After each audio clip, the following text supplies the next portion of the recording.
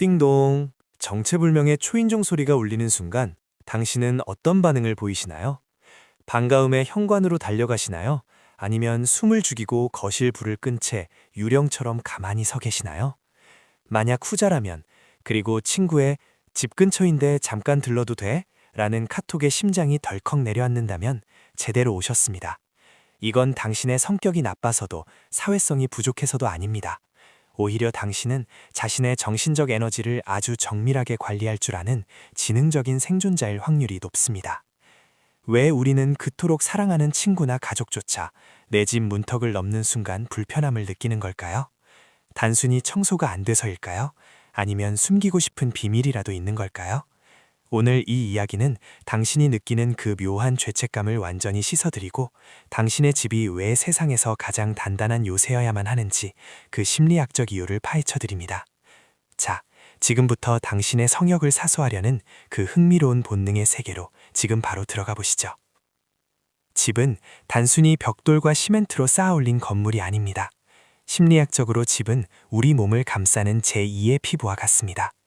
여러분, 하루 종일 학교나 직장에서 얼마나 많은 옷을 껴입고 사는지 한번 생각해 보세요. 예의 바른 학생의 옷, 유능한 직원의 옷, 상냥한 친구의 옷까지 우리는 밖에서 수많은 사회적 가면을 쓰고 긴장 상태로 살아갑니다. 이 모든 무거운 갑옷을 하나씩 벗어던지고 오직 진짜 나로 돌아오는 유일한 공간이 바로 현관문 안쪽입니다. 구멍난 티셔츠를 입고 소파에 널브러져 있거나 입가에 과자 부스러대에 묻힌 채 멍하니 있어도 아무도 뭐라고 하지 않는 절대적인 자유의 공간이죠. 그런데 여기에 누군가 들어온다는 것은 어떤 의미일까요? 이것은 단순히 공간을 공유하는 게 아니라 내 피부 안으로 타인의 시선이 침투하는 것과 같습니다. 무방비 상태의 자아 속으로 타인이 들어오는 순간 우리는 다시 사회적 가면을 주섬주섬 챙겨 입어야 합니다. 손님이 현관문을 여는 그 찰나 당신의 뇌는 즉시 비상체제로 전환됩니다. 밖에서 입던 그 무거운 갑옷을 다시 입으라는 명령을 내리는 것입니다. 편안하게 숨쉬던 폐가 다시 긴장으로 쪼그라드는 그 기분 느껴본 적 있으시죠? 특히 내향적인 성향이 강한 분들에게 이 경계선은 생존과 직계세입니다. 밖에서 에너지를 쏟아붓고 돌아온 당신에게 집은 에너지를 채우는 전원 콘센트입니다. 그런데 충전 중인 스마트폰의 케이블을 누군가 자꾸 뽑으려 한다면 어떨까요? 당연히 짜증이 나고 불안해질 수밖에 없습니다. 집은 당신이 다시 세상을 살아갈 힘을 얻는 유일한 장소이기에 그곳을 침범당하는 것에 예민하게 반응하는 것은 아주 건강한 자아 보호 기제입니다. 그러니 누군가 오는 게 싫다고 해서 자신을 탓하지 마세요. 당신은 그저 자신의 소중한 에너지를 지키기 위해 필사적으로 노력하고 있는 것뿐입니다. 지금 당장 현관문을 잠그고 당신만의 시간을 즐겨보세요. 그것이 당신의 정신건강을 지키는 첫 번째 걸음입니다. 혹시 남들보다 주변 자극에 훨씬 예민하게 반응하시나요? 그렇다면 당신은 고민감자, 즉 HSP일 가능성이 큽니다. 이런 분들에게 집은 단순한 휴식처를 넘어선 심리적 중환자실입니다. 세상은 너무나 시끄럽고 밝고 복잡합니다. 하루 종일 타인의 표정을 살피고 분위기를 파악하느라 당신의 신경세포는 이미 너덜너덜해진 상태입니다. 집에 돌아와 문을 잠그는 순간 비로소 그 날카로운 자극들로부터 해방되는 것입니다. 그런데 누군가 집에 오겠다고 하면 어떤 일이 벌어질까요? 손님이 오면 일단 소리가 발생합니다. 대화를 이어가야 하고 끊임없이 리액션을 해줘야 하죠. 그 다음엔 시각적 자극이 들어옵니다. 상대방의 표정을 살피고 불편한 건 없는지 계속 관찰해야 합니다. 충전기에 꽂혀 5%에서 간신히 10%로 올라가던 당신의 배터리가 다시 급격하게 방전되기 시작합니다. 심지어 친한 친구라 할지라도 내 공간에 있는 타인의 존재 자체가 엄청난 에너지 소모를 일으킵니다. 이것은 마치 비가 억수같이 쏟아지는 날 간신히 우산 속으로 몸을 피했는데 누군가 자꾸 그 우산 안으로 비집고 들어오는 것과 비슷합니다. 내 몸 하나 젖지 않게 버티기도 힘든데 타인의 어깨까지 신경 써야 하는 상황이죠. 고민감자들에게 잠깐 들렀다 가는 것은 절대 잠깐이 아닙니다. 그 여파는 손님이 떠난 후에도 몇 시간, 길게는 며칠 동안 이어질 수 있습니다. 당신의 예민함은 결함이 아니라 섬세한 안테나입니다. 그 안테나가 지금 충전이 필요해 라고 비명을 지르고 있다면 주저하지 말고 문을 닫으세요. 주변 사람들에게 내 에너지가 바닥났음을 솔직하게 알리는 연습을 해보세요. 그것이 당신이 세상을 더 건강하게 살아가는 지능적인 방법입니다. 모든 인간에게는 동물적인 영역 본능이 있습니다. 개가 자기 영역에 들어온 낯선 존재를 향해 짖는 것처럼 우리도 내 물건과 내 냄새가 밴 공간이 흐트러지는 걸 본능적으로 거부합니다. 집은 내가 모든 것을 통제할 수 있는 유일한 왕국입니다. 내가 눕고 싶을 때 눕고 TV 채널을 마음대로 돌리고 물건을 내가 원하는 위치에 둘 수 있는 권력이 있는 곳이죠. 하지만 손님이 발을 들이는 순간 이 절대적인 통제권은 즉시 박탈당합니다. 한번 생각해 보세요. 손님이 왔는데 내가 보고 싶은 유튜브 영상을 마음대로 볼 수 있습니까? 아니면 배가 고프다고 소파에 누워 쩝쩝거리며 라면을 먹을 수 있습니까? 절대 불가능합니다. 손님의 취향에 맞춰 차를 내오고 상대방이 지루해하지 않게 대화 주제를 찾아야 합니다. 내 집인데 마치 남의 집에 와 있는 것처럼 눈치를 보게 되는 역설적인 상황이 벌어지는 것입니다. 내 왕국에서 내가 이방인이 된 기분은 그 자체로 거대한 스트레스입니다. 특히 무례한 방문객이 내 소중한 물건을 함부로 건드리거나 냉장고 문을 벌컥벌컥 열 때 느끼는 그 불쾌감은 단순히 물건 때문이 아닙니다. 내 왕국의 규칙이 무너졌다는 데서 오는 본능적인 위협입니다. 이건 내 규칙이 적용되는 곳이야라로 외치고 싶은 마음이 굴뚝 같지만 사회적 체면 때문에 웃으며 참아야 하죠. 이 과정에서 발생하는 심리적 비용은 상상을 초월합니다. 당신이 집으로 사람을 부르기 싫어하는 것은 당신의 왕국에서 주도권을 뺏기고 싶지 않다는 강력한 자아의 표현입니다. 당신의 규칙을 존중받고 싶은 마음을 부끄러워하지 마세요. 당신만의 규칙을 당당하게 세워보세요.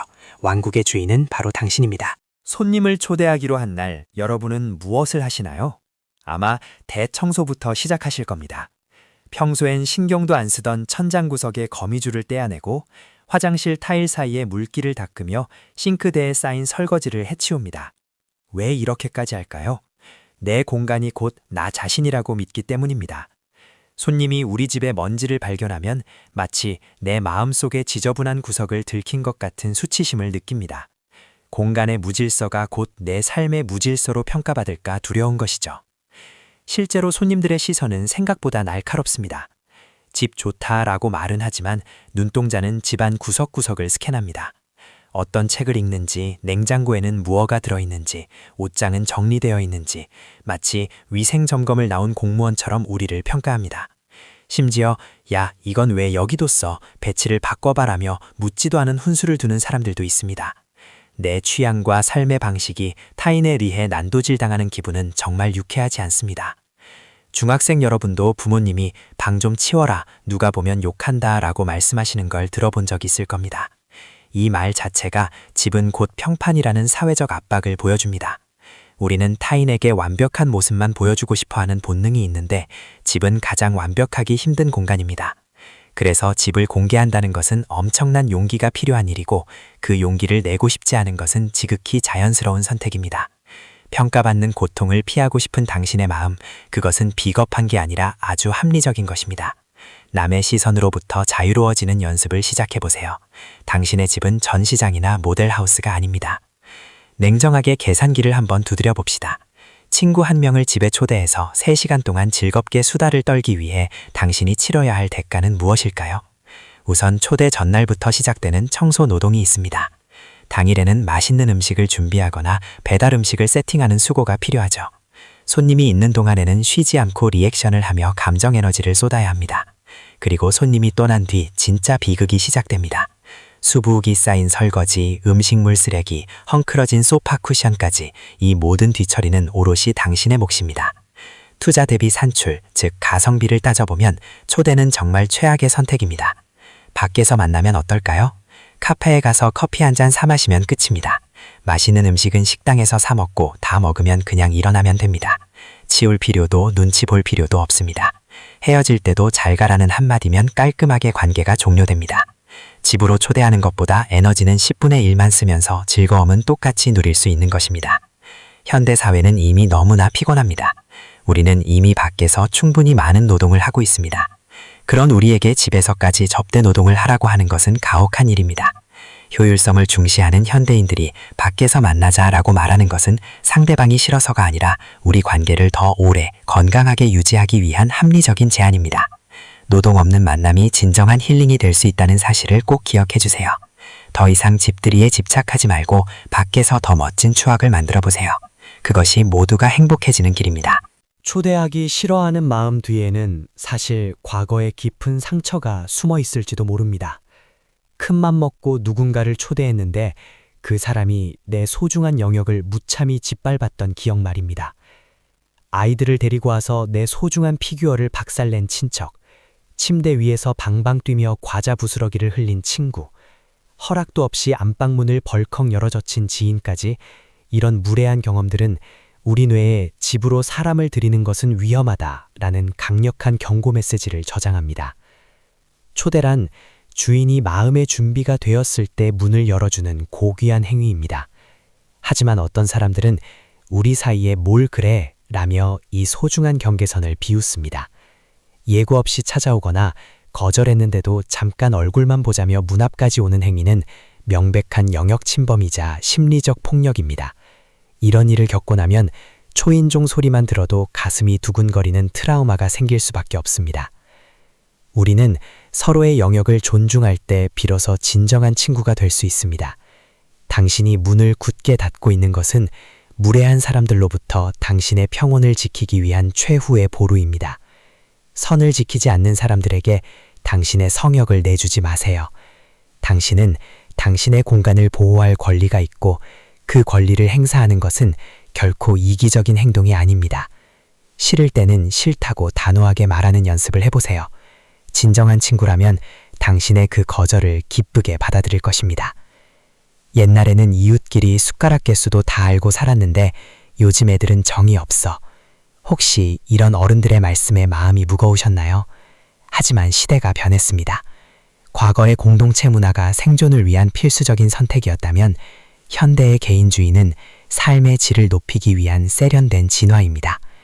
옛날에는 집이 곧 일터이자 유일한 사교의 장이었지만 지금 우리에게 집은 복잡한 세상으로부터 완벽히 격리된 유일한 중립지대입니다. 전통적인 관점에서는 손님 대접을 최고의 미덕으로 여기지만 현대 사회에서 사생활은 무엇과도 바꿀 수 없는 최고의 가치입니다. 밖에서 만나는 것이 오히려 상대방의 사생활을 존중해주는 최고의 배려가 되기도 합니다. 서로의 집안 사정이나 지저분한 모습을 굳이 알 필요 없이 가장 좋은 컨디션으로 중립지대에서 만나 즐거운 시간만 공유하는 것입니다. 이것이 바로 현대적인 정의 모습입니다. 집으로 오라는 말이 최고의 호의였던 시대는 지났습니다. 이제는 너의 휴식 시간을 방해하지 않겠다라는 배려가 더 큰 사랑입니다. 문화가 변했는데 옛말 기준에 맞춰 자신을 괴롭히지 마세요. 당신은 정이 없는 사람이 아니라 시대의 변화에 발맞춰 자신과 타인의 경계를 현명하게 설정할 줄 아는 성숙한 현대인입니다. 타인의 기준에 맞추려 애쓰지 말고 당신만의 생활 양식을 당당하게 지켜보세요. 그것이 진정으로 현대적인 삶입니다. 결론을 내어보겠습니다. 집에 누군가를 들이기 싫어하는 당신의 마음은 지극히 정상입니다. 그것은 사람을 싫어하는 증거가 아니라 오히려 당신 자신을 너무나 소중히 여기고 있다는 증거입니다. 밖에서 치열하게 사느라 고갈된 에너지를 회복하기 위해 당신만의 동굴을 필사적으로 사수하려는 본능적인 생존 전략인 것이죠. 그 안에서만큼은 남의 눈치를 보지 않고 평가받지 않으며 오로지 나 자신으로 존재하고 싶다는 건강한 욕구입니다. 이제 누군가 집들이 언제 해? 라고 묻는다면 죄책감 갖지 말고 당당하게 말씀해보세요. 우리 집보다는 내가 정말 맛있는 맛집 알고 있는데 거기서 만날까? 내가 쏠게. 라고요. 맛있는 음식은 전문 식당에서 사 먹고 설거지 걱정 없는 깨끗한 집으로 돌아와 혼자만의 평화를 만끽하는 것. 이것이 서로의 정신건강을 지키는 가장 현명한 방법입니다. 세상은 끊임없이 당신의 문을 두드릴 것입니다. 하지만 그 문을 열지 말지는 오직 당신만이 결정할 수 있습니다. 타인의 온기보다 자신의 평온이 더 절실한 오늘, 당신의 요새 안에서 마음껏 행복하시길 바랍니다. 당신의 선택을 믿고 당신만의 평화를 사수하세요. 당신이 행복해야 당신의 관계도 비로소 행복해질 수 있습니다. 오늘 영상 보시면서 맞아, 나도 이래서 사람 부르는 게 싫었어 라고 무릎을 치신 분들이 많으실 것 같습니다. 당신의 그런 마음은 결코 잘못된 것이 아닙니다. 오히려 나를 지키는 힘이 강하다는 증거니까요. 여러분은 언제 초인종 소리가 가장 무섭게 느껴지시나요? 혹은 반대로 나만 알고 있는 집안에서의 완벽한 휴식 방법이 있다면 무엇인가요? 지금 바로 댓글로 여러분의 소중한 경험을 공유해주세요. 비슷한 고민을 가진 분들에게 큰 위로와 공감이 될 것입니다. 오늘 이야기가 당신의 마음을 조금이라도 가볍게 해드렸다면 구독과 좋아요 그리고 알림 설정까지 꼭 부탁드립니다. 여러분의 작은 관심이 더 깊이 있고 흥미로운 심리 이야기를 만드는데 아주 큰 힘이 됩니다. 저는 다음에도 여러분의 가려운 곳을 콕 찔러주는 더 타격감 넘치는 주제로 돌아오겠습니다. 타인의 시선보다 당신의 숨소리가 더 크게 들리는 그곳에서 오늘 밤 비로소 가장 완벽한 자유를 누리시길 바랍니다. 타인의 온기보다 자신의 평온이 더 절실한 당신에게 집은 세상에서 가장 단단한 요새여야 합니다.